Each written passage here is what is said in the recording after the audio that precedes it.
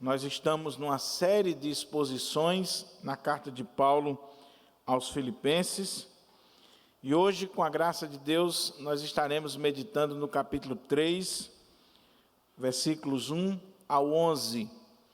O nosso tema será cuidado com a justiça própria dos falsos mestres. Cuidado com a justiça própria dos falsos mestres. Nós vamos ler a palavra e depois estaremos orando, pedindo a direção de Deus e meditando no texto sagrado. Então, Filipenses capítulo 3, versículos 1 ao 11.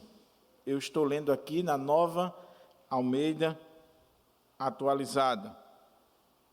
Você pode acompanhar aí na sua Bíblia a palavra do Senhor. Diz assim: quanto ao mais, meus irmãos, alegrem-se no Senhor. Escrever de novo as mesmas coisas não é um problema para mim e é segurança para vocês.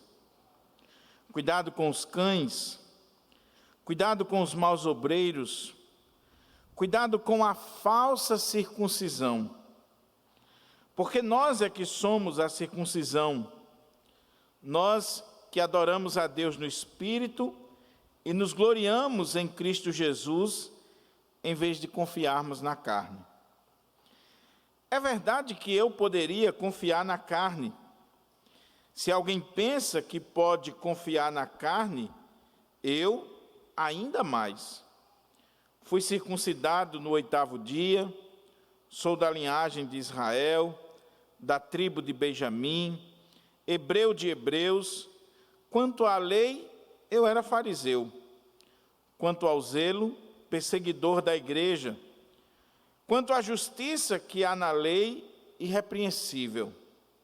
Mas o que para mim era lucro, isto considerei perda por causa de Cristo. Na verdade, considero tudo como perda por causa da sublimidade do conhecimento de Cristo Jesus, meu Senhor.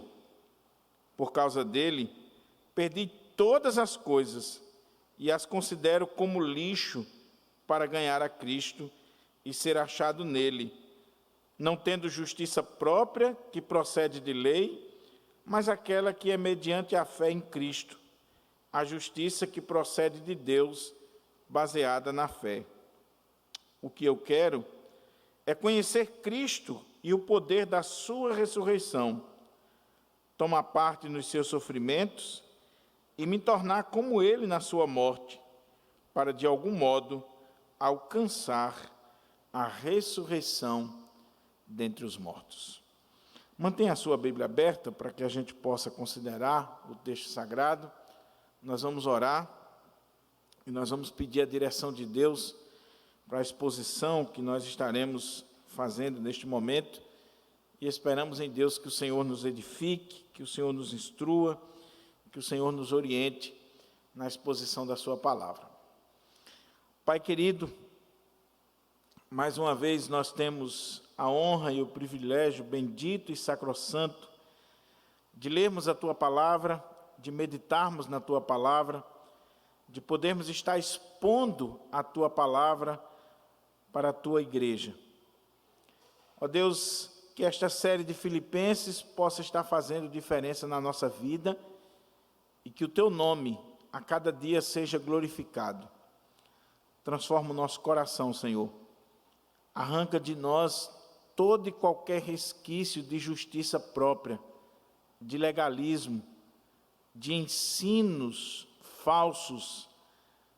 Que o Senhor nos deixe cada dia mais alertas, atenciosos, cuidadosos para com os falsos mestres, os maus obreiros, aqueles que querem nos enredar para uma vã filosofia que não é o Evangelho de Cristo.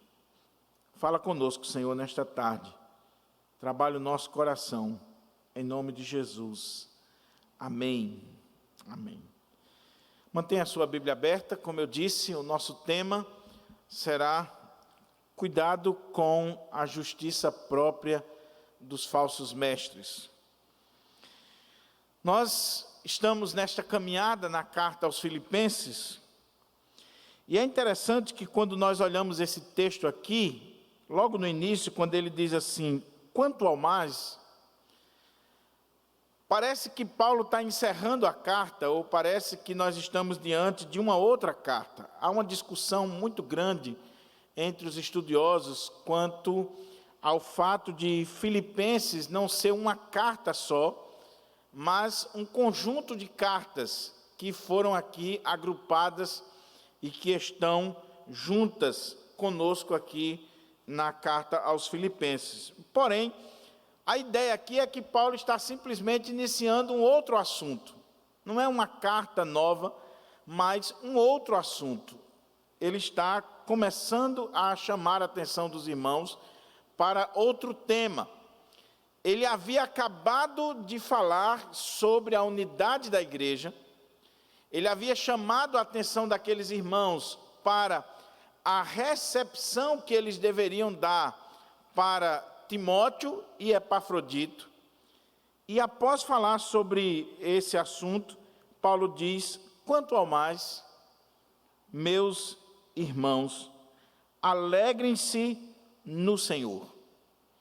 Escrever de novo as mesmas coisas não é um problema para mim e é segurança para vós. A primeira divisão deste parágrafo está aqui neste versículo, quando Paulo diz, quanto ao mais, meus irmãos, alegrem-se no Senhor. Escrever de novo as mesmas coisas não é um problema para mim e é segurança para vós. O que nos chama a atenção aqui? Primeiro, que Paulo, mais uma vez, como um pastor, ele está tratando a igreja de forma amorosa. Meus irmãos, meus amados irmãos, ele não é um teólogo pura e simplesmente, ele é um pastor que está falando da forma mais amorosa possível com a igreja de Filipos. E ele diz o seguinte, alegre-se no Senhor. Alegre-se no Senhor. Quanto ao mais, meus irmãos, alegrem-se no Senhor. É interessante que quando nós lemos a carta aos Filipenses, nós vemos pelo menos 17 ou 18 vezes nessa carta, Paulo dizendo, alegrem-se. Paulo chamando a atenção para o fato daquela igreja buscar alegrar-se no Senhor. Pelo menos 17 a 18 vezes nessa carta você vai encontrar essa expressão ou correlatos a essa expressão, Paulo chamando a atenção para a alegria na vida da igreja. E não é uma alegria qualquer, é uma alegria no Senhor. É uma alegria cristocêntrica, é uma alegria ultra circunstancial, é uma alegria que não é fruto das circunstâncias da nossa vida. Paulo poderia morrer e a igreja deveria se alegrar no Senhor. Paulo poderia ir visitar a igreja e a igreja se alegraria no Senhor. Epafrodito poderia voltar para a igreja e a igreja deveria se alegrar no Senhor.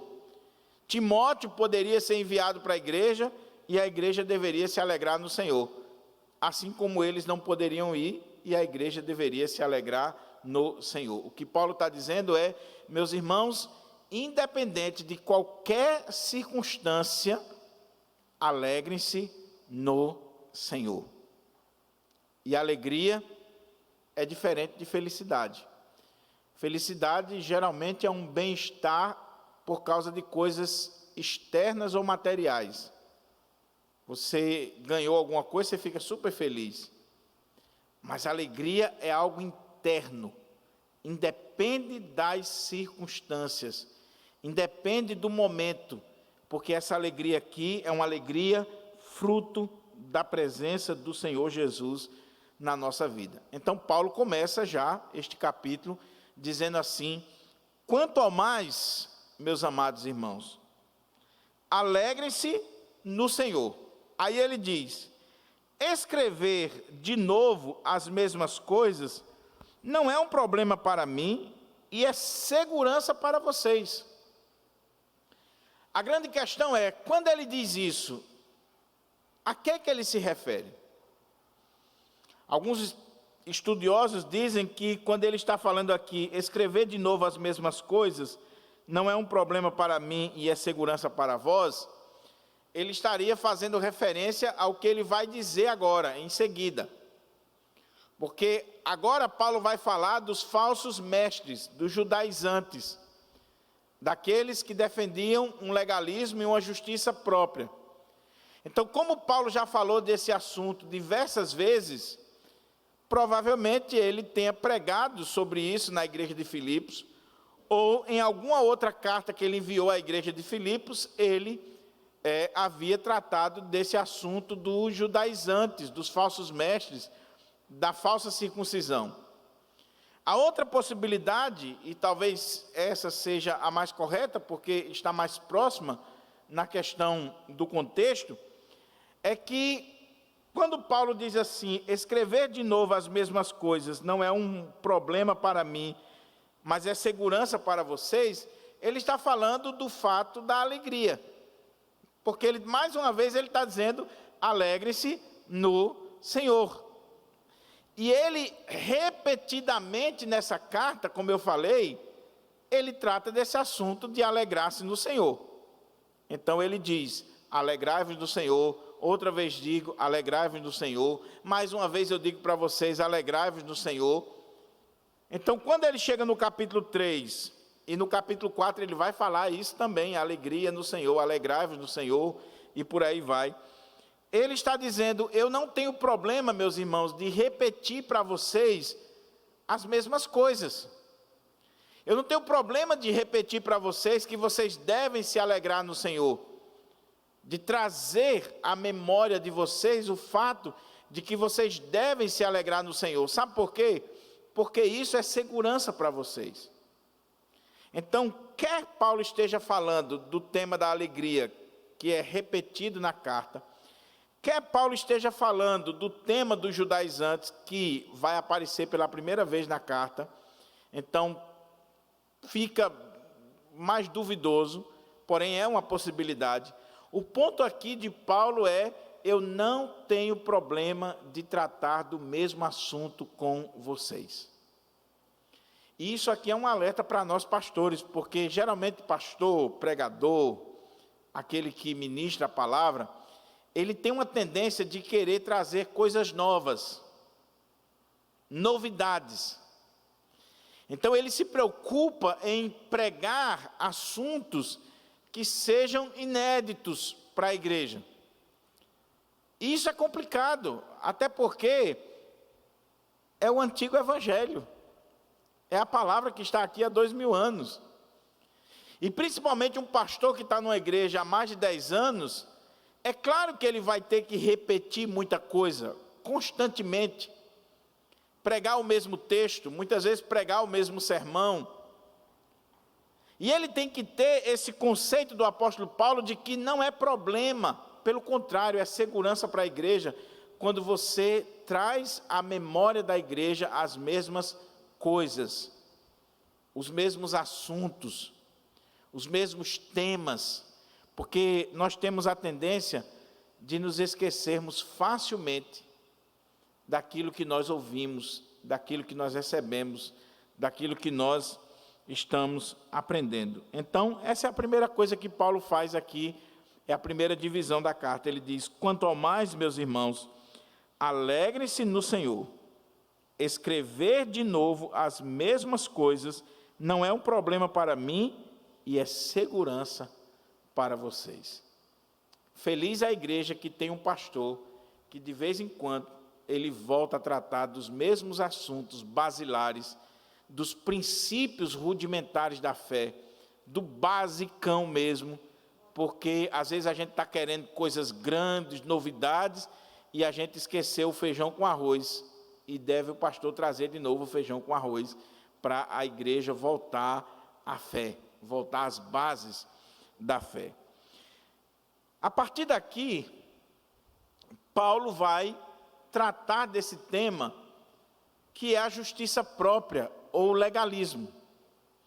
O capítulo 3 de Filipenses, ele está dividido em duas partes. Na primeira parte, Paulo trata do problema do legalismo, do verso 1 ao verso 11, e a partir do verso 12 até o final do capítulo, Paulo vai tratar sobre o problema do dualismo, da visão dualística. E quando a gente chegar lá, eu explico melhor o que é isso. Mas o ponto aqui vai ser o legalismo judaico. E o que estava acontecendo aqui para que quando você lê o texto, você possa entender? Deixa eu trazer aqui para os irmãos. Os irmãos sabem que Jesus era judeu. Ele nasceu como judeu. Os primeiros discípulos eram judeus. A igreja vai nascer num ambiente judaico. A Bíblia que Jesus lia e que os discípulos liam era o Antigo Testamento dos judeus. Então eles conheciam a lei e eles liam a lei. E aí a igreja nasce, a igreja começa a crescer. A questão é, nós somos salvos pela guarda da lei ou nós somos salvos pela graça de Deus? Como é que é isso? Então, os judeus, eles eram salvos, eles acreditavam, a partir da guarda da lei do Antigo Testamento. E principalmente quando eles cumpriam aquilo que Deus estabeleceu para Abraão, que era a questão da circuncisão. Então, toda criança judia ou judaica, ela quando nascia, nos primeiros dias de nascido, com 8 dias de nascido, o pai e a mãe levava para o sacerdote e aquela criança ia passar pelo ritual da circuncisão, que era pegar a carne do prepúcio masculino, cortar aquela carne, que seria hoje uma operação de fimose, e aquilo ali era o símbolo de que ela pertence ao povo de Deus. Se ela é circuncidada, ela pertence ao povo de Deus. Ela tem a marca de Abraão. Ela foi circuncidada.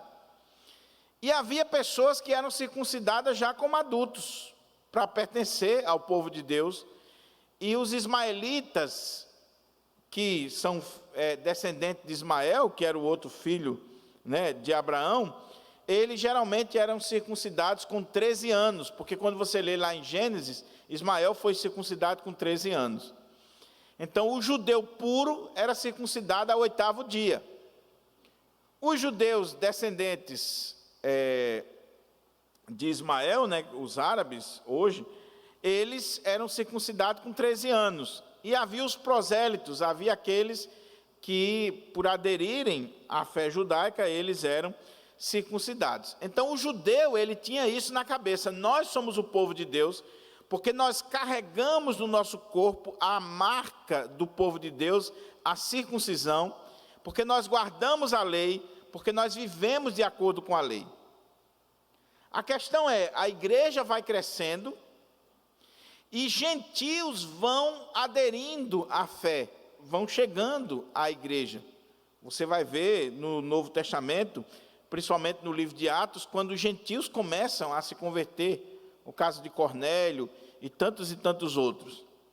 A questão é, os gentios estão se convertendo e nós vamos exigir deles a guarda da lei, nós vamos exigir deles que se circuncidem, que pratiquem a circuncisão, nós vamos exigir deles os mesmos pré-requisitos que um judeu deve guardar porque é judeu ou não.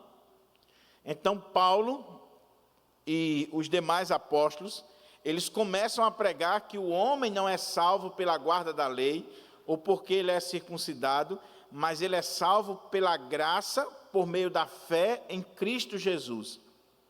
E que não existe mais no contexto do Novo Testamento nem judeu nem gentio, mas que o povo de Deus é formado de judeus e gentios, é a igreja de Deus. O povo de Deus não é Israel, o povo de Deus é a igreja, que é formada de judeus e gentios, e não havia necessidade de impor aos gentios qualquer tipo de lei judaica.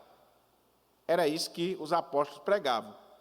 É portanto que quando Paulo saiu para fazer as suas viagens missionárias, após a primeira viagem missionária, eles voltam para Jerusalém e tem um concílio na igreja de Jerusalém, porque a igreja de Jerusalém, que é uma igreja de um ambiente judaico, que tinha um pastor como Tiago, o irmão do Senhor, que era judeu puro, então a igreja de Jerusalém ficou de boca aberta quando viu que os gentios estavam crendo e que não estava sendo exigido nada deles, apenas a fé.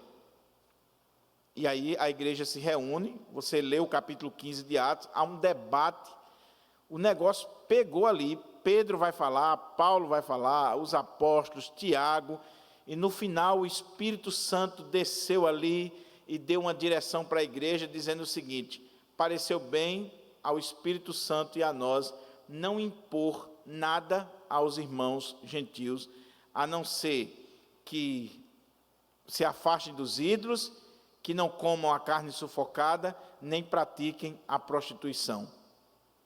Fazendo isso, nós já consideramos como crentes, como verdadeiros cristãos.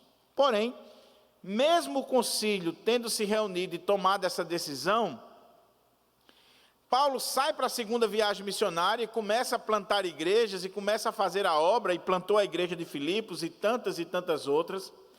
Falsos mestres, falsos obreiros, judaizantes, eles também saíram no encalço de Paulo. Então Paulo pregava o evangelho da graça, vinham os falsos mestres de Jerusalém, usando o nome da igreja de Jerusalém, usando o nome dos apóstolos, e diziam: Paulo está pregando um falso evangelho. Olha, vocês ouviram o evangelho? Ouvimos. Quem pregou? Paulo. Ele falou sobre a graça, ele disse que nós somos salvos pela graça, por meio da fé, e que é um dom de Deus a salvação. Ele pregou isso para vocês? Pregou. Mas ele pregou para vocês também que vocês devem guardar a lei para ser salvos? Não, Paulo não falou sobre isso. Então vocês ouviram o evangelho pela metade. Vocês precisam guardar a lei, vocês precisam ser circuncidados, vocês precisam passar por todo o ritual judaico para poderem, de fato, serem salvos. E esses falsos mestres estavam perturbando as igrejas, e Paulo vai escrever em vários momentos nas suas cartas, principalmente a carta aos Gálatas, porque o problema principal foi ali na região da Galácia. Eles entraram na região da Galácia e começaram a impor essa ideia de que os irmãos precisavam se circuncidar, que os irmãos precisavam cumprir a lei, e tinha irmãos que estavam se circuncidando, e Paulo vai ser duro, taxativo, dizendo assim: se vocês se deixarem se circuncidar, vocês caíram da graça, vocês não são verdadeiros cristãos. Então é esse o ponto aqui. Esses falsos mestres, ou eles já tinham chegado em Filipos, ou estavam para chegar.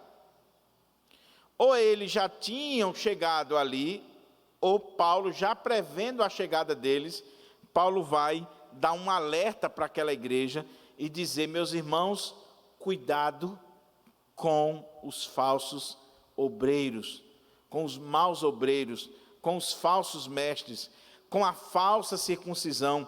Cuidado com esses judaizantes, esses mestres judaizantes que andam se infiltrando nas igrejas e deturpando o evangelho da graça, o evangelho do nosso Senhor e Salvador Jesus Cristo. Então é preciso você entender isso, para você poder entender o que Paulo vai dizer agora na carta aqui para todos nós. Então, com isso em mente, os judaizantes, a ida dos judaizantes, olha o que Paulo vai dizer agora aqui, versos 2 e 3. Ele diz assim: cuidado com os cães. Olha a linguagem de Paulo. Paulo não aliviava com falso mestre, Paulo não aliviava com herege, Paulo não tinha meias palavras quando alguém estava querendo deturpar o evangelho. Não tinha meias palavras, não. Então ele diz assim: cuidado com os cães, cuidado com os maus obreiros, cuidado com a falsa circuncisão, porque nós é que somos a circuncisão, nós que adoramos a Deus no Espírito e nos gloriamos em Cristo Jesus, em vez de confiarmos na carne. É muito interessante a expressão que ele usa aí, que na área diz assim: acautelai-vos. Estejam acautelados, alertas. Prestem atenção, meus irmãos. Observem. E a expressão que a Nova Almeida colocou: cuidado. Tenha muito cuidado. Cuidado com o quê? O que eu tenho que estar atencioso, acautelado? Ele vai usar aqui 3 expressões. Ele não está falando de 3 tipos de pessoas, ele está falando do mesmo tipo, só que ele usa 3 expressões bem interessantes. Ele começa dizendo assim: cuidado com os cães. Ele está falando dos falsos mestres, dos judaizantes. E ele chama os falsos mestres de cães. Por que Paulo chama os falsos mestres de cães? Por algumas razões. Primeiro, no contexto judaico, o cão, ele não era bem visto como é visto no nosso contexto. Nós temos uma expressão que se usa, no nosso contexto aqui, que o cão, o cachorro é o quê? O melhor amigo do homem. Nós temos o cachorro, o cão, como um animal de estimação, que a gente cria até mesmo dentro de casa. Isso é muito da nossa cultura. Mas no contexto judaico, o cão era um animal imundo, impuro. Então, o judeu, ele não tinha esse apreço pelos cães como nós temos. Eles não viam o cão como o melhor amigo do homem. Eles viam o cão como um animal imundo, impuro. E esses cães, por serem tidos como impuros, eles andavam em mantilha, eles viviam em bandos ali, e eles viviam rosnando na rua, latindo, querendo morder todo mundo, virando lata de lixo, andando nas ruas, vagando. E quando um judeu queria se referir a um gentil, o judeu considerava o gentil como cachorro, como um cão.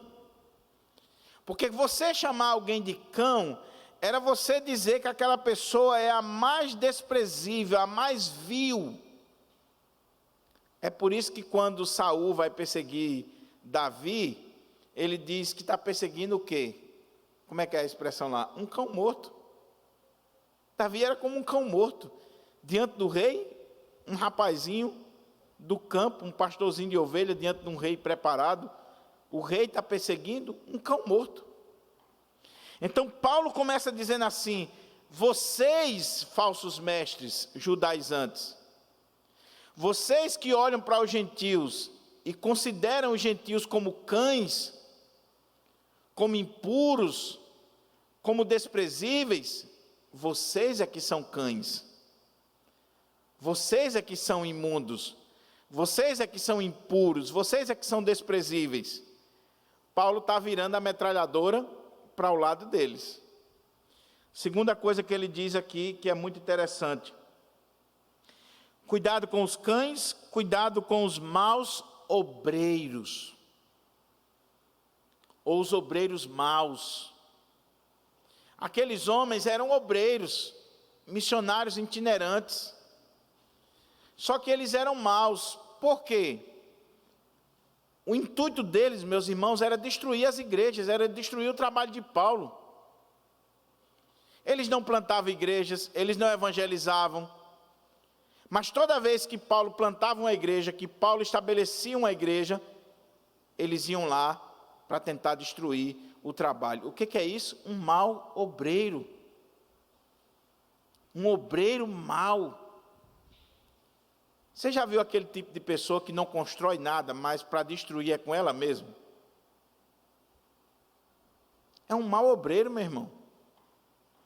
Tem aquele que você leva anos para construir uma igreja, para construir uma congregação, para estabelecer um trabalho.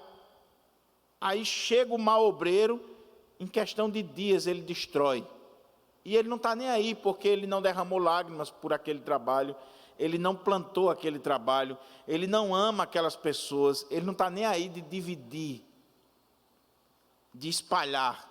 Então, aqueles homens eram maus obreiros, porque eles não estavam preocupados com a igreja, eles estavam querendo destruir o ministério de Paulo e destruir a obra que Paulo havia estabelecido.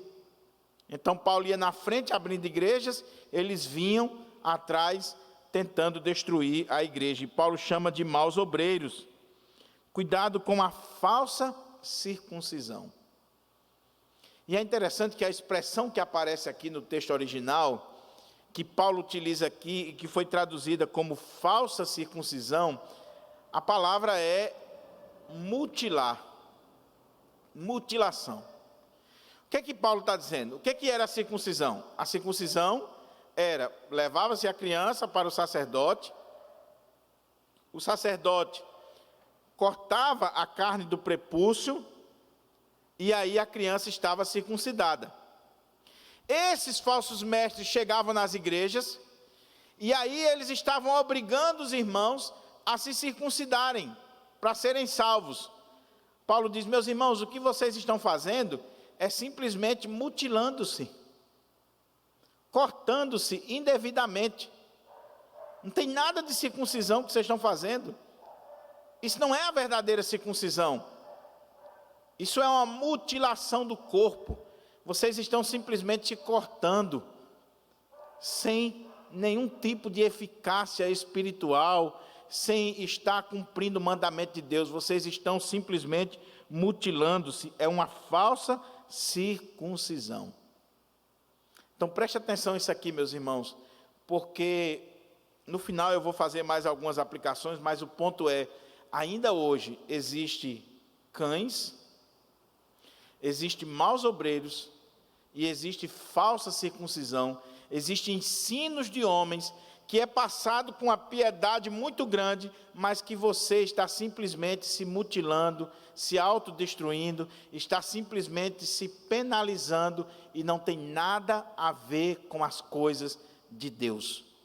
É simplesmente mandamentos de homens, ensinos de homens, e você precisa ter cuidado com isso. Então Paulo diz: observa os obreiros, observa os mestres que estão ensinando a vocês. O que eles estão exigindo de vocês está de acordo com a palavra de Deus? O que eles estão cobrando de vocês é o evangelho da graça que eles estão ensinando para vocês? Se não, cuidado com eles. Cuidado com os cães, cuidado com os maus obreiros, cuidado com a circuncisão. Aí ele diz assim: porque nós é que somos a circuncisão, nós que adoramos a Deus no Espírito e nos gloriamos em Jesus Cristo, em vez de confiarmos na carne. Aqui tem uma polêmica com esse nós. A quem Paulo está se referindo quando ele diz nós? Alguns teólogos, eles dizem o seguinte: Paulo está falando de nós como os judeus. Paulo era judeu.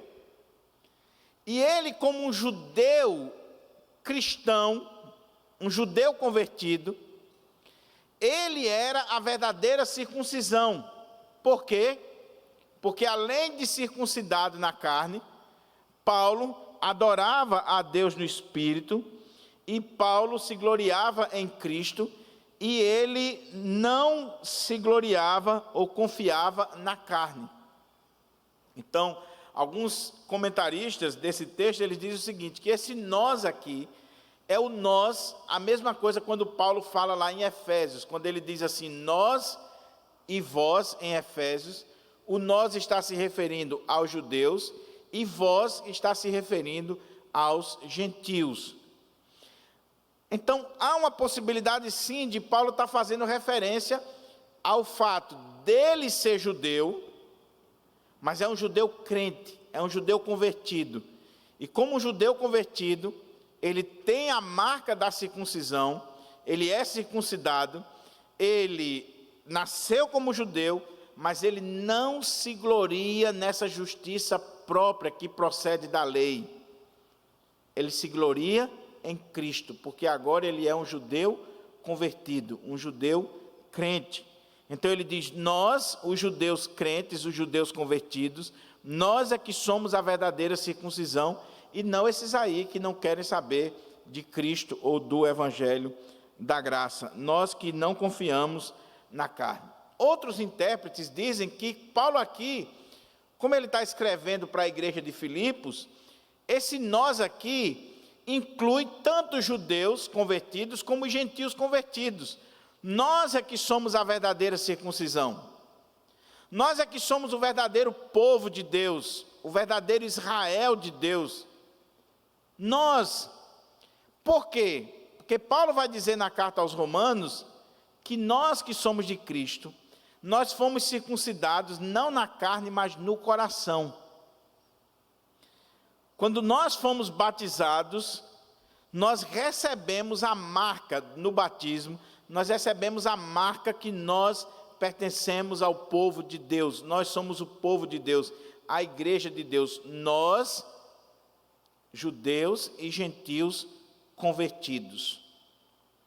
O que Paulo está querendo dizer é o seguinte, que aquele que é convertido em Cristo, aquele que tem Cristo na sua vida, ele não se gloria na carne, na justiça própria, nos rituais humanos, no legalismo judaico, ou na religião, mas ele se gloria em Cristo. E ele diz assim: nós que adoramos a Deus no Espírito.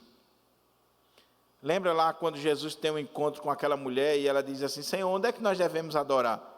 Os judeus dizem que é em Jerusalém, os samaritanos dizem que é aqui. Onde é que nós devemos adorar? Ele diz: mulher, nós devemos adorar o Pai em quê? Em espírito e em verdade. Não é mais num lugar, não é mais em um templo, não é mais através de um ritual, não é mais se tornando um prosélito do judaísmo. Nós adoramos a Deus em espírito e em verdade. Paulo está dizendo: nós que adoramos a Deus no espírito, nós que confiamos em Cristo e não na carne, nós é que somos a verdadeira circuncisão, ou seja, nós é que somos o verdadeiro Israel de Deus. Nós não precisamos nos tornar judeus, nós não precisamos praticar o rito da circuncisão, nós não precisamos guardar a lei para ser salvo. Nós somos a igreja de Deus, o verdadeiro Israel de Deus, porque nós adoramos a Deus no Espírito, porque nós nos gloriamos em Cristo, nós já aceitamos a Cristo, nós já temos Cristo e nós não confiamos na carne. Aqueles falsos mestres confiavam na carne. Eles chegavam nas igrejas e diziam assim: olha, nós somos o verdadeiro Israel. Ah, vocês são o verdadeiro Israel? Sim. Nós somos o povo da aliança, o povo do pacto. Por quê? Nós fomos circuncidados. Nós descendemos de Abraão. Nós somos da igreja de Jerusalém, da igreja mãe. E olhe que a igreja de Jerusalém tem lá o pastor Tiago e os irmãos, que eles são judeus e eles cumprem com todo o ritual do judaísmo. Agora, esse Paulo é um falso profeta, porque ele está pregando um evangelho para vocês pela metade. Ele está pregando para vocês a graça e está excluindo a lei. E você não é salvo somente pela graça, você é salvo também cumprindo a lei. Aí Paulo diz: não, nós é que somos o verdadeiro Israel de Deus, a verdadeira circuncisão, porque nós adoramos a Deus no Espírito, porque nós nos gloriamos em Cristo e nós não confiamos na carne. Eu não sou salvo, eu não sou crente porque eu sou circuncidado, porque eu sou presbiteriano, porque eu sou reformado ou calvinista. Eu sou salvo porque eu tenho Cristo Jesus na minha vida e eu me glorio somente em Cristo. Eu sou salvo pela fé em Cristo Jesus. É o solos Cristo. Cristo e somente Cristo. Aí Paulo vai dizer assim, aí Paulo agora vai pegar esses camaradas. É a outra divisão do texto. Porque eles chegavam nas igrejas dizendo que eram a verdadeira circuncisão, verdadeiros israelitas, que pertenciam ao povo de Deus, que eram realmente os mestres, porque eles tinham a marca do povo de Deus. E se gloriavam nisso, e se orgulhavam disso. E se você não tinha essa marca, eles diziam que você era um cachorro, que você era desprezível, que você era um crente pela metade, que você precisava cumprir os ritos do judaísmo. E Paulo está dizendo, não, eles não são o verdadeiro Israel de Deus. Aí do versículo 4 até o versículo 6, Paulo vai dar uma chamada nesses homens. E aqui, meus irmãos, no versículo 4 até o 6, nós temos um resumo da biografia de Paulo. Paulo não gostava de fazer isso, mas eles estão colocando em xeque o ministério de Paulo, o apostolado de Paulo, a vida de Paulo, a autoridade de Paulo para ensinar as igrejas. Então Paulo se vê obrigado a mostrar o seu pedigree. Ah, vocês estão se gloriando na carne? Ah, vocês estão dizendo que são verdadeiros judeus porque vocês são circuncidados? Ah, vocês estão dizendo que são os verdadeiros mestres e que eu não sou nada porque eu prego o evangelho da graça? Então vamos fazer o seguinte, eu vou dar aqui o currículozinho que eu tenho. Então Paulo está dizendo assim para a igreja, quando chegarem aí dizendo que eu sou um falso mestre, e que eles são os verdadeiros mestres, porque eles são judeus, porque eles são circuncidados, eu vou dar aqui para vocês o meu currículo, eu vou dar para vocês aqui o meu pedigree, vou contar para vocês um pouquinho da minha história. E Paulo vai aqui realmente falar pesado, vai bater pesado naquela turma, porque Paulo vai dizer, se eles têm do que se gloriar, eu ainda mais. Eu tenho muito mais do que me gloriar do que vocês, falsos mestres. Aí ele diz assim, é a terceira divisão desta perícope. Primeiro o verso 1, depois o verso 2 e 3, depois do verso 4 ao 6. Ele diz assim, é verdade que eu também poderia confiar na carne. Eles não confiavam na carne? Eles não confiavam no fato de ter o símbolo da aliança de Deus, do pacto de Deus com o povo? Olha, nós somos circuncidados. Vocês já foram circuncidados? Não. Então vocês são meia tigela. Nós confiamos na carne, porque nós temos o símbolo, o pacto. Aí Paulo diz, é verdade que eu também, agora olha a expressão que ele diz, poderia. Ele não vai se gloriar na carne. Ele está simplesmente exemplificando e chamando a atenção daqueles homens e da igreja. É verdade que eu também poderia confiar na carne. Se alguém pensa que pode confiar na carne, eu ainda mais. Vocês pensam que pode confiar? Vocês estão se achando aí a cocada preta? Vocês estão se achando acima dos demais, acima da média? Pois vamos ver se vocês tiram um fino com o meu currículo. É isso que Paulo está fazendo aqui. Eu poderia chegar na igreja e me gloriar na carne, mais do que vocês. Por quê? Paulo vai dar algumas coisas. Primeiro, fui circuncidado ao 8º dia. O que é isso? Por que isso faz com que Paulo pudesse se gloriar na carne? Ele foi circuncidado ao 8º dia. Diferente da grande maioria daqueles falsos mestres, que alguns eram prosélitos, convertidos ao judaísmo. Alguns foram circuncidados com 13 anos. Paulo foi circuncidado ao 8º dia, de acordo com a lei de Deus. O que ele está dizendo? Que ele é um judeu original. Seus pais eram judeus, e seus pais, quando ele nasceu, cumpriram a lei literalmente. No 8º dia, como dizia a lei, levaram Paulo para o templo, e Paulo foi circuncidado como uma criança judaica ao 8º dia. Ele está dizendo, eu não sou um prosélito, eu não sou um convertido posteriormente ao judaísmo, Eu não fui circuncidado com 13 anos, como alguns descendentes de Abraão. Eu fui circuncidado ao 8º dia, como uma criança genuinamente judaica. Era a primeira coisa que ele tinha de que se gloriar. A outra coisa que ele diz: primeiro, fui circuncidado ao 8º dia, judeu puro. Sou da linhagem de Israel. Ele não era um ismaelita. Ele era da linhagem de Israel. Ele não descendeu de Ismael. Ele vem de Isaac. Ele é um verdadeiro israelita, da linhagem de Israel. Mas não para aí. Eu sou da tribo de Benjamim. A tribo de Benjamim, meus irmãos, e a tribo de Judá foram as únicas tribos que, quando houve aquele problema da divisão no reinado lá de Salomão, no final do reinado de Salomão, com Roboão, quando há toda aquela desintegração das tribos de Israel, as únicas tribos que ficaram fiel ao povo de Deus foi exatamente Judá e Benjamim. E são as tribos que vão sobreviver. E Paulo diz: olha, eu sou circuncidado ao 8º dia, eu sou da linhagem de Israel, e eu sou da tribo de Benjamim, daquela tribo que foi fiel ao nosso povo, que se manteve fiel. Detalhe: o primeiro rei de Israel procedeu da tribo de Benjamim, o rei Saul. Então, e Paulo vai exatamente herdar o nome dele. É Saulo, que lá no texto hebraico a expressão é exatamente essa, Shaul. Shaul. Então Paulo está dizendo: vocês querem se gloriar? Vocês estão querendo destruir o meu ministério? Destruir o que eu estou pregando? Vocês estão dizendo que são verdadeiros circuncidados, israelitas, os verdadeiros mestres?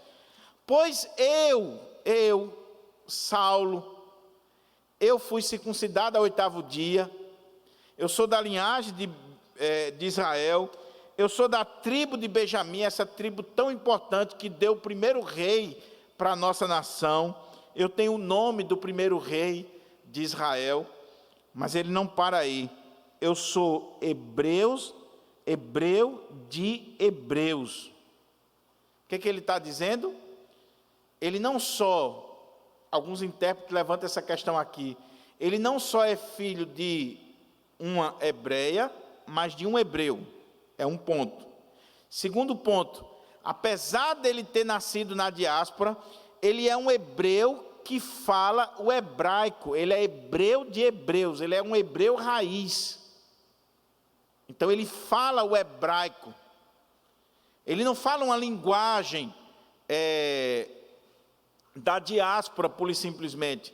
Ele é alguém que mantém a linguagem, a cultura, os costumes do seu povo. Ele foi criado de acordo com todos os costumes e a cultura do seu povo.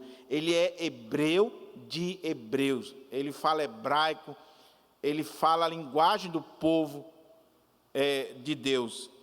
Mas ele diz mais: quanto à lei, eu era fariseu. Ele foi criado como um fariseu. Os fariseus eram o partido mais zeloso no que diz respeito à lei de Israel. Paulo diz: eu fui criado como um fariseu. O que mais? Ele diz: quanto à lei eu era fariseu, quanto ao zelo perseguidor da igreja, quanto à justiça que há na lei, irrepreensível. Paulo está dizendo: meus irmãos, se alguém poderia se gloriar na carne, esse seria eu. Porque desde a mais tenra idade, desde nascido, que eu fui criado, educado, instruído, que eu vivi na mais restrita guarda da lei do nosso povo. Eu aprendi a lei do nosso povo. Eu fui instruído, eu fui criado como um fariseu, eu fui educado para ser um rabino, eu tive toda a formação que um judeu pode ter, e eu sou um judeu puro sangue. Ele não era um judeu meia boca, ele era puro sangue. E ele diz mais um detalhe: e quando eu fui para a escola rabínica e comecei a estudar a lei e guardar a lei, eu era irrepreensível. Eu cumpria cabalmente toda a lei, tudo que era colocado para mim. Ele tinha um zelo pela sua religião. E esse zelo era tão grande que ele chegou a perseguir a igreja de Deus, a matar os cristãos. Ele chegou a querer destruir a igreja de Deus. O que Paulo está dizendo aqui é: se tem alguém que pode dizer que é um judeu de verdade aqui, esse sou eu. Porque desde criança eu fui educado no judaísmo. Eu nasci judeu, eu fui criado judeu, eu fui instruído no judaísmo e eu sou e fui irrepreensível na lei do nosso povo. Então, vocês, por favor, baixa a bola um pouquinho. Falsos mestres, desce um pouquinho do pedestal, porque vocês estão conversando besteira. Vocês estão querendo mostrar alguma coisa que vocês não são. Então, se for para a gente discutir aqui no âmbito da religião judaica, vocês vão perder, porque eu tenho mais do que me gloriar do que vocês têm do que se gloriar. Mas aí entra, meus irmãos, a outra parte, o final deste capítulo, que é o ponto fundamental para nós. Os falsos mestres, eles estavam ensinando que para você ser salvo, você tinha que não só crer em Cristo, abraçar o evangelho da graça, mas você tinha que se tornar um judeu, que você tinha que circuncidar, que guardar a lei e que cumprir todos os rituais da lei para ser salvo. E Paulo vai dizer: não, eu considerei tudo isso como lixo, como perda, por causa da sublimidade de Cristo Jesus. Olha o que ele vai dizer agora, versículo 7 até o final, porque aqui está, meus irmãos, o Evangelho. Aqui está a beleza do Evangelho. E nas aplicações eu quero destacar algumas coisas para nós. Ele diz assim: mas, esse mas aqui é o contraste. Mas, ou seja, pelo contrário,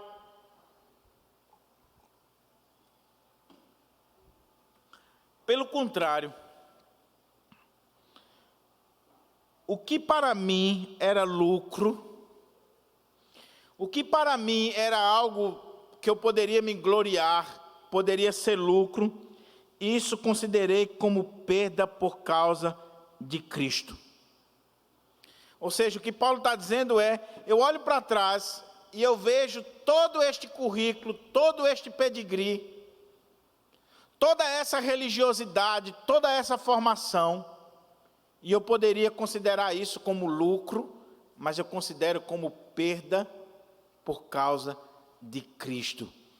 Religião sem Cristo não tem nem um valor. É isso que Paulo quer dizer.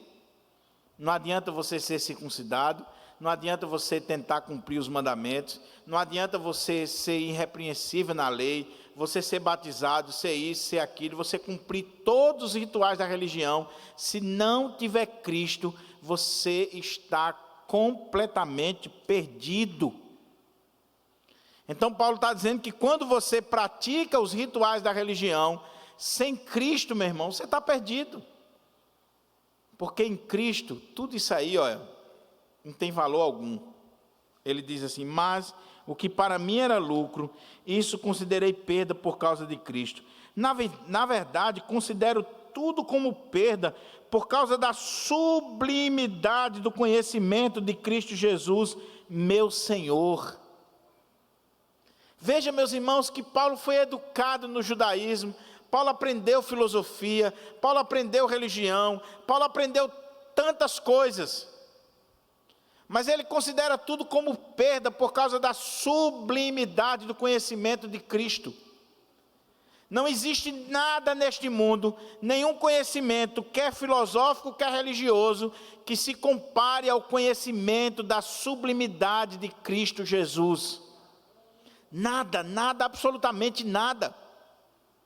É por isso, meus irmãos, que a gente precisa ter muito cuidado em nos entristecer quando você vê pastores abraçando o conhecimento do mundo, achando que está fazendo um grande negócio. A filosofia do mundo é loucura para Deus. Então, trocar o púlpito por uma sala de filosofia é estar trocando aquilo que é de melhor por aquilo que não tem nenhum valor. A sublimidade do conhecimento de Cristo. E como muitos pastores que começam a fazer ciências da religião e daqui a pouco largam o evangelho de Cristo e começam a aderir aos mais diferentes tipos de religião, de conhecimento da religião, de rituais, perderam completamente a beleza do conhecimento da sublimidade de Cristo Jesus. Ele está acima de qualquer ritual religioso, de qualquer lei religiosa e de qualquer filosofia ou pensamento humano. É por isso, meus irmãos, que na Idade Média, qual era a rainha das ciências? Quem poderia dizer? Qual era a rainha das ciências? Teologia. Primeiro você fazia teologia, para depois você fazer outro curso. E somente com o iluminismo, o renascimento, com o humanismo desenfreado, que tomou conta do mundo, é que a teologia foi ficando cada vez mais relegada aos religiosos, ou ao ambiente de um seminário ou de uma igreja. E ainda existem muitos que, por não conhecer, dizem assim, não, teologia não importa, meu irmão, teologia é o conhecimento de Deus, da sublimidade de Cristo. Se tem um assunto, se tem uma matéria que você deveria dedicar a sua vida, seria estudar a teologia, a verdadeira teologia, a palavra de Deus, o conhecimento de Cristo Jesus, se aprofundar nas coisas de Deus. Mas não, a pessoa sabe tudo de filosofia, sabe tudo de religiões, sabe tudo de matemática, sabe tudo de geografia, sabe tudo de história, mas analfabeto das coisas de Deus. Você está perdendo tempo, meu irmão. E a pessoa acha que é um negoção, porque ela foi para a academia e ela fez mestrado, doutorado, ela está fazendo pós-doutorado. Meu irmão, se você está crescendo no conhecimento secular, mas você não está crescendo no conhecimento de Cristo Jesus, você está perdendo a sublimidade do conhecimento de Cristo. Cuidado com isso, meu querido. Cuidado com isso. Paulo está dizendo, eu considero tudo como perda, por causa da sublimidade do conhecimento de Cristo Jesus. Tudo aquilo que eu estudei sobre religião, sobre rituais, sobre judaísmo, aquilo ali não me serviu absolutamente nada, se Cristo não estiver aqui, se não me levar para Cristo, se não apontar para Cristo. Então ele diz, mas o que para mim era lucro, isso considerei perda por causa de Cristo. Na verdade, considero tudo como perda por causa da sublimidade do conhecimento de Cristo Jesus, meu Senhor. Por causa dele, perdi todas as coisas e as considero como lixo para ganhar a Cristo. A palavra lixo aí, meu irmão, ela tanto pode ser traduzida como lixo, no original, como pode ser traduzida como cocô, esterco, porque a expressão aí é coisa podre, fétida. Paulo está dizendo, tudo da minha vida eu considerei como esterco, como lixo, diante da sublimidade do conhecimento de Cristo Jesus. Então, igreja de Filipos, e igreja do Pirangi, Cuidado para vocês não estarem menosprezando ou desprezando esse conhecimento sublime de Cristo Jesus, o Evangelho de Cristo Jesus, e abraçando lixo, comendo cocô, coisa fétida, esse lixo do mundo, mesmo que ele venha embalado de religião. Cuidado com a justiça própria dos falsos mestres. Cuidado. Aí ele diz assim: por causa dele perdi todas as coisas e as considero como lixo, para ganhar a Cristo e ser achado nele, não tendo justiça própria que procede de lei, de mandamentos, de regras, de usos e costumes, de tamanho de saia, de tamanho de cabelo, de usar joia ou não usar joia, não tendo justiça própria que procede de lei, mas aquela que é mediante a fé em Cristo Jesus, a justiça que procede de Deus, baseada na fé. Aqueles homens queriam ser salvos pelas obras, pela guarda da lei, por serem circuncidados, por guardarem dias, meses, festas, rituais. E Paulo está dizendo: nada disso, nós não devemos jamais aderir a esse tipo de coisa. Nós precisamos ter cuidado, porque nós precisamos ser achados nele, não tendo justiça própria que procede de lei, mas a justiça que é mediante a fé em Cristo, a justiça que procede de Deus, baseada na fé. Nós somos justificados pela fé. Essa é a bandeira da reforma, meus irmãos. Foi isso que Lutero descobriu. E Lutero diz que quando ele caiu a ficha sobre esse assunto, é como que as portas do paraíso se abriram diante dele. Você lembra de Lutero? Lutero era um monge, Lutero era um religioso, que estava vivendo no catolicismo, que é uma religião de obras, de mandamentos, de você fazer alguma coisa para chegar diante de Deus. É uma religião de sacrifícios, de oferendas. E Lutero fazia todos aqueles sacrifícios, orações, ofertas, dias de festas, rituais, penitências. Quem assistiu o filme Lutero sabe muito bem que Lutero era dada a tarefa para ele de limpar o piso do mosteiro. Ele deixava brilhando, porque ele via aquilo ali como uma obra para a salvação.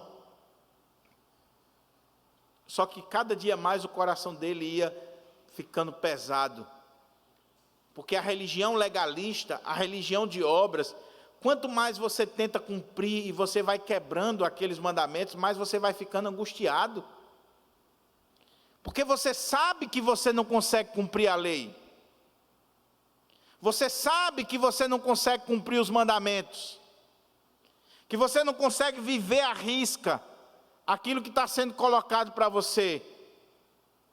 Você tentou cumprir um dia, mas no outro dia você pisa na bola, aí você diz: me perdi, estou perdido, estou condenado, não estou salvo. Então o que esses homens estavam querendo fazer com a igreja, era levar a igreja para esses velhos fundamentos, para a lei, para uma religião de obras, para uma religião que procurava ser salva cumprindo os mandamentos.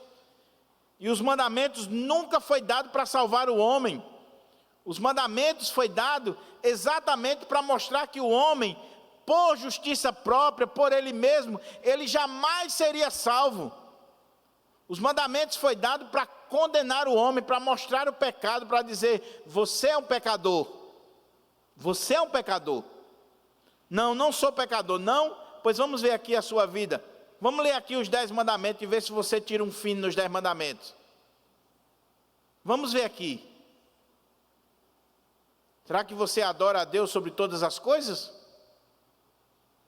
Será que você faz isso? Será que Deus realmente é o primeiro lugar na sua vida? Ou em algum momento você já pisou na bola nisso aí? E os judeus se achavam os caras que cumpriam a lei. E Jesus vai dizer, olha, a lei não é simplesmente, os mandamentos não é simplesmente algo externo não, é algo interno.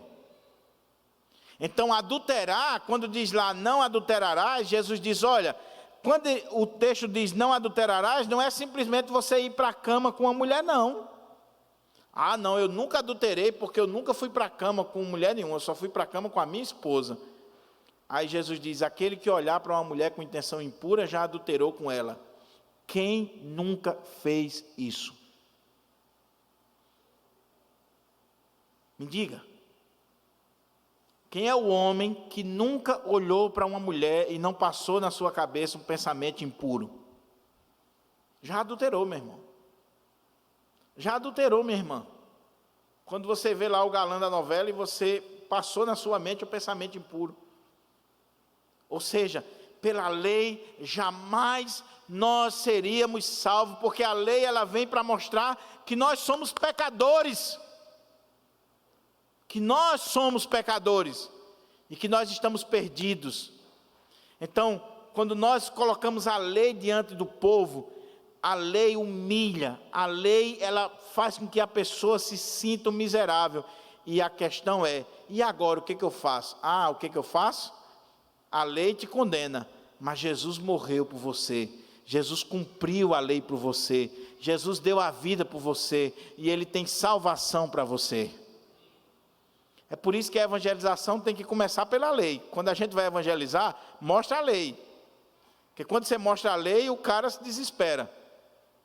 Aí, depois que você mostra a lei e o cara está desesperado, aí você vem e mostra a graça. Olha, mas existe a graça de Deus. Cristo morreu por você, sendo você ainda pecador. Paulo está dizendo, eu não me glorio na lei, eu não tenho nenhuma justiça própria, eu tenho a justiça que procede de Deus, a justiça que é pela fé, eu sou justificado pela fé e não pelas obras da lei, eu sou justificado pela fé. Lutero, quando descobriu isso, como eu disse, foi libertador para a sua vida. Mas meus irmãos, se a religião católica romana é uma religião de obras, e na Idade Média era pior ainda, e por isso houve a necessidade da reforma, muito daquilo que se diz igreja evangélica hoje, não passa de uma religião de obras pior do que o catolicismo romano. Pior. Por isso que nós precisamos de uma nova reforma.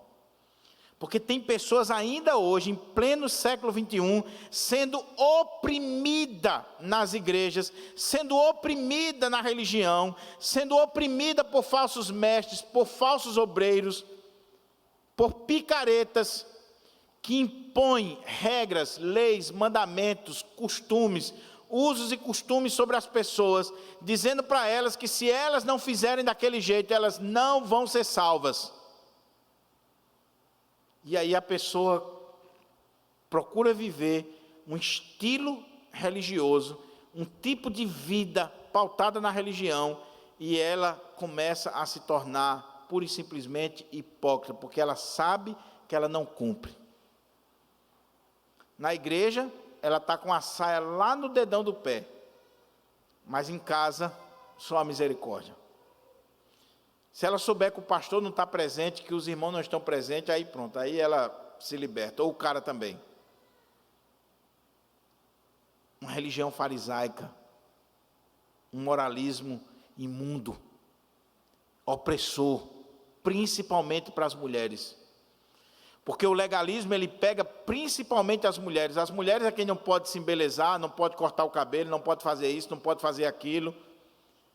E o mesmo pastor que diz que as irmãs não podem usar joia, no paletó dele tem às vezes um boto de ouro. No dedo dele tem um anel de formatura. Mas as irmãs não podem usar joia não. Cuidado com a justiça própria que procede da lei. A justiça que nos salva não é a justiça que procede da lei. A justiça que nos salva é a justiça que procede de Deus. É a justiça por meio da fé em Cristo Jesus. E Paulo vai dizer assim, É muito interessante quando ele coloca, e ser achado nele, não tendo justiça própria que procede de lei, mas aquela que é mediante a fé em Cristo. A justiça que procede de Deus baseada na fé. Aí olha o que ele diz, meus irmãos, que isso aqui é interessante demais. No comentário de Steve Lawson, ele coloca isso aqui no prefácio dele. Ele coloca como alvo da vida dele. Eu achei fantástico. E quando você lê a carta aos Coríntios, aos Filipenses, talvez esse versículo aqui seja um versículo chave para você guardar para a sua vida, para você colocar numa xícara, numa camiseta, para você colocar lá no perfil do seu WhatsApp, do Instagram, no Facebook. Coloca lá, olha o que ele diz. O que eu quero, olha qual é o objetivo de Paulo. O que eu quero é conhecer Cristo e o poder da sua ressurreição, tomar parte nos seus sofrimentos e me tornar como ele na sua morte, para de algum modo alcançar a ressurreição dos mortos. Paulo está dizendo, eu poderia me gloriar na lei, eu poderia me gloriar no judaísmo, na religião, eu poderia me gloriar na maneira como eu nasci, no contexto familiar, mas eu considero tudo isso como perda, por causa da sublimidade do conhecimento de Cristo. E o que eu quero, o alvo da minha vida, não é mais estar envolvido com leis, com mandamentos, com religiosidade, com usos e costumes, com toda essa baboseira que tem aí. O que eu quero a cada dia mais é conhecer a Cristo. Eu quero conhecer a Cristo. Eu quero conhecer mais a Cristo. Eu quero amar mais a Cristo. Eu quero me aprofundar mais no Evangelho de Cristo. Eu quero conhecer o poder da sua ressurreição. Você já parou para pensar no poder que houve ali na ressurreição? Você já parou para pensar que bomba foi aquela que trouxe à vida um morto, que rolou uma pedra de várias toneladas e que mudou a história da humanidade?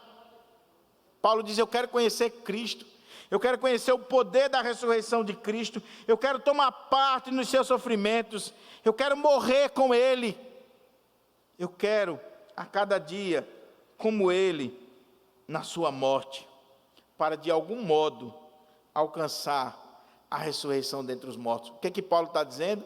Ao invés de me relacionar com a religião, eu quero cada dia mais estar em Cristo, viver em Cristo, conhecer a Cristo, amar a Cristo, essa união mística com Cristo, porque se eu estiver com Cristo, eu vou desfrutar do poder da ressurreição, eu vou morrer com Cristo, eu vou ressuscitar com Cristo, eu vou viver eternamente com Cristo. E religião é coisa de homem, mas Cristo sim é o que eu devo buscar. Voltando ao tema da nossa mensagem, cuidado com a justiça própria dos falsos mestres. Cuidado com os legalistas. Cuidado com aqueles que querem impor regras sobre a sua vida, sobre a sua família, sobre a sua casa, sobre a igreja de Deus. Cuidado, cuidado, acautele-se. Acautele-se, veja qual é o propósito, veja qual é o objetivo, o que está por trás. Muitas vezes o que está por trás, meus irmãos, é domínio, é exercer poder sobre a vida das pessoas, controle sobre a vida das pessoas. Eu sei de casos de pastores que o membro não podia fazer uma viagem, primeiro tinha que pedir oração a ele tinha que orar pelo membro. Eu sei de casos de pastores, falsos pastores, na verdade, que o membro, para comprar uma casa, para trocar de carro, para comprar uma roupa, para fazer qualquer coisa, tinha que ter a bênção do pastor. Você precisa da bênção de Deus, meu irmão. Assim como o pastor precisa da bênção de Deus, você precisa da bênção de Deus. Não se torne escravo de ninguém. Você já é livre em Cristo Jesus. Você já foi liberto em Cristo Jesus. Não deixe ninguém escravizar você, dominar você, dominar a sua casa, a sua família, a sua vida. Você é livre. Jesus te libertou. Jesus morreu na cruz por você. Seja livre. Você só vai entender esse texto aqui, meus irmãos, se você entender a carta aos Gálatas. E eu queria deixar como tarefa de casa, talvez para hoje à noite, quando você chegar em casa, por favor, em nome de Jesus, leia a carta aos Gálatas. Pega uma versão simples, pega a linguagem de hoje, pega a NAA, leia a carta aos Gálatas, leia, medite, você vai ver ali Paulo descendo a lenha mesmo, nesses falsos mestres que querem impor regras, mandamentos, leis, dominar a vida das pessoas. E Paulo está dizendo, vocês já são livres em Cristo Jesus, vocês já foram libertos em Cristo Jesus, vocês não precisam guardar a lei para ser salvo, vocês não precisam estar cumprindo rituais para ser salvo, você não é salvo, meu irmão, porque você dá o dízimo, porque você vem à igreja, porque você usa roupa assim ou assado, você não é salvo porque você faz coisas, você é salvo porque Cristo fez por você, não é porque você faz, é porque Cristo fez por você. Se Cristo não tivesse morrido naquela cruz, tudo que eu e você fazemos, as nossas obras, como diz Isaías, não passa de trapo de imundícia. Não passa de trapos de imundícia. As nossas melhores obras, pense nisso, meu querido. Avalie isso. Quando em algum momento na sua cabeça, passar na sua cabeça a ideia de que você vai fazer alguma coisa, e por causa disso você tem algum merecimento diante de Deus, dobre os joelhos e peça perdão ao Senhor, porque você está caindo no evangelho de obras e não no evangelho da graça. Só que Lutero, no comentário dele da carta aos Gálatas, eu recomendo àqueles que gostam de ler, leia, compre o comentário de Lutero da carta aos Gálatas. Talvez seja uma das obras, depois da Bíblia, uma das obras mais importantes para um crente ler, seja o comentário de Lutero da carta aos Gálatas. Já tem em português, pela editora Sinodal, é o volume 10 das obras de Lutero, se eu não estou enganado. Lutero começa aquele comentário dizendo assim, sabe por que a gente tem que pregar a carta aos Gálatas constantemente na igreja? De vez em quando o pastor deveria pregar a carta aos Gálatas. Eu já ministrei a carta aos Gálatas aqui, eu estou pensando em pregar de novo a carta aos Gálatas. Sabe por quê? Porque ele diz que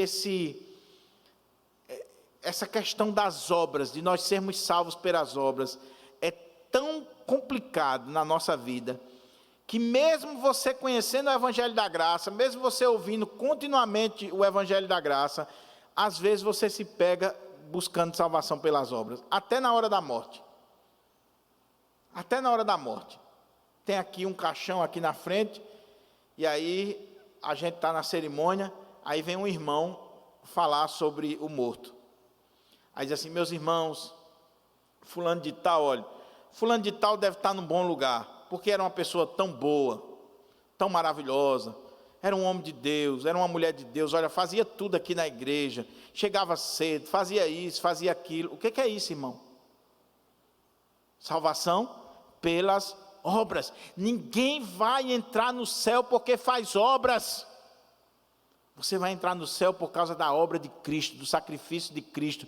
E porque Cristo conquistou na cruz do Calvário, nós temos essa justiça imputada a nós, essa justiça que vem pela fé, que é imputada a nós, a obra de Cristo. Agora eu quero concluir dizendo mais duas coisas para a gente orar. Primeiro, meu querido irmão, é preciso ter uma compreensão correta sobre o uso e o propósito da lei. Essa semana eu conversava com um rapaz na loja dos evangélicos lá no Alecrim. E aí ele estava falando, olha, nós não somos obrigados a cumprir a lei não tem mais nenhum valor para a gente. Eu disse, calma, que é isso? Que doideira é essa? Não, foi Paulo que disse aqui, ele está estudando Romanos, foi Paulo que disse que a lei não tem mais um valor para a gente. E eu disse, calma meu irmão, espera aí, vamos ficar quietinho aqui, preste atenção. Nós não cumprimos a lei para ser salvo, jamais. A lei foi dada para nos condenar, para mostrar que nós somos pecadores. Agora, quando nós somos salvos, aí nós somos trazidos de volta para a lei, E a lei é um instrumento de santificação na nossa vida. Então, cuidado com esse evangelho da graça também, que é da graça barata. De um barbudão que está aí na internet, que foi muito famoso no meio presbiteriano, que está dizendo que você é salvo pela graça, é o evangelho da graça, você pode viver do jeito que você quiser, na safadeza, na prostituição, no pecado, você não precisa cumprir o mandamento, porque você já é salvo, crente em Cristo Jesus, você morreu hoje mesmo, você pode morrer no pecado, você vai para a glória. Calma, meu irmão, calma. Nós não somos salvos pelas obras da lei, mas quando nós somos salvos em Cristo Jesus, nós somos chamados a cumprir a lei, não para ser salvo, mas para sermos cada dia mais santificados. Por que nós devemos cumprir os mandamentos hoje? Para ser salvo? Não, porque nós jamais seríamos salvos.